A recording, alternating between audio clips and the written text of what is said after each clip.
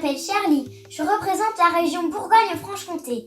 Actuellement, je suis en CM2 à l'école primaire de Chaudenay. Dans la vie, j'aime bien la lecture et je pratique l'escalade. Pour la finale nationale, j'ai décidé de vous présenter le livre 12 jours sans parents, écrit par Sophie Rigal-Goulard des éditions Rajo. 12 jours sans parents aux éditions Rajo, c'est le 7e tome d'une série qu'on a appelée Les Défis. Alors pourquoi les défis ? Parce que dans chacun de ces romans, j'ai mis en scène des enfants ou des adolescents qui sont amenés sur une courte période à essayer de vivre sans un élément qu'ils jugent essentiel dans leur vie. Il y a eu ainsi 10 jours sans écran, 15 jours sans réseau ou un été sans portable. 12 jours sans parents est un petit peu particulier puisque c'est une demande de mes lecteurs. Ils ont été très nombreux à me dire « Pourquoi tu n'écrirais pas un épisode sans parents ?» Je l'ai fait et je vous avoue que je me suis bien amusée en compagnie de Madeleine qui, pendant 12 jours, sur un malentendu, va devoir vivre à son domicile sans ses parents, mais avec ses 3 demi-frères qu'elle appelle ses boulets. C'est Charlie qui va vous en lire un extrait. Charlie, si j'ai un conseil à te donner, c'est de croire en tes super pouvoirs de lectrice pour devenir, pendant le temps de ta lecture, Madeleine, l'héroïne de mon livre. C'est à toi Charlie, et d'avance, 1000 fois bravo. C'est l'histoire de 4 enfants qui se retrouvent seuls dans leur maison car leurs parents ont décidé de faire un voyage en amoureux et leurs grands-parents qui devaient les garder n'ont pas noté les bonnes dates du voyage.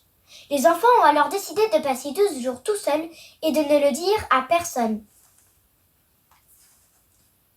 J'ai un peu de mal à comprendre ce que je fais, couché sur le canapé avec Sydney et Tilio. Quand je m'aperçois que Tristan est affalé dans le fauteuil d'en face, les yeux fermés et la bouche grande ouverte, je réalise qu'on a tous dormi dans le salon. Les souvenirs de la veille remontent à ma mémoire et je tends l'oreille. L'orage est terminé et vu la lumière qui filtre à travers les volets, il doit faire beau. J'attrape machinalement mon portable et je saisis aussitôt ce que signifie la petite ritournelle qui m'a réveillée. Une sorte de pressentiment. Ma mère a essayé de m'appeler à 10h04. Il est 10h11. Une montée d'adrénaline me fait pousser un cri. Alerte rouge! On se bouge! Tu fais exprès de parler en vers? Me demande Tristan d'une voix ensommeillée. Ma mère vient d'appeler. Comment on va se débrouiller? C'est le stress complet. Non mais sérieux, tu te prends pour Edmond Rostand? Les surprises s'enchaînent et ne se ressemblaient pas ce matin. Je découvre que Tristan connaît un autre auteur que Victor Hugo. Tu as lu Cyrano de Bergerac? Je lui demande étonnée. Tu sais que je suis scolarisée dans un collège et que j'assiste à des cours de français, comme toi.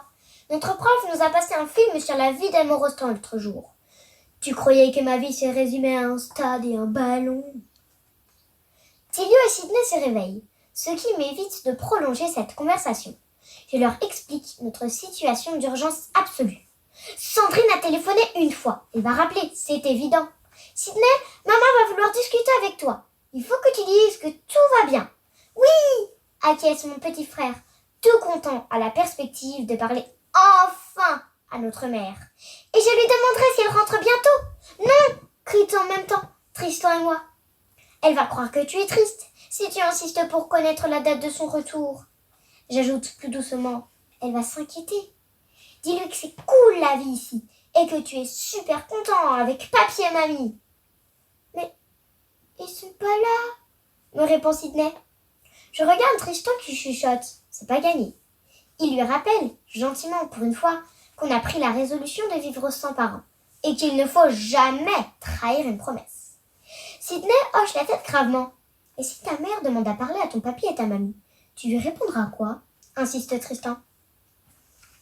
Je dirais qu'ils ne sont pas là. Comme Sydney a l'air un peu perdue, je lui souffle une réponse. Oui, parce qu'ils sont allés faire les courses. Plein de courses. On n'a pas le temps de faire une répétition, puisque mon téléphone vibre après ma dernière réplique.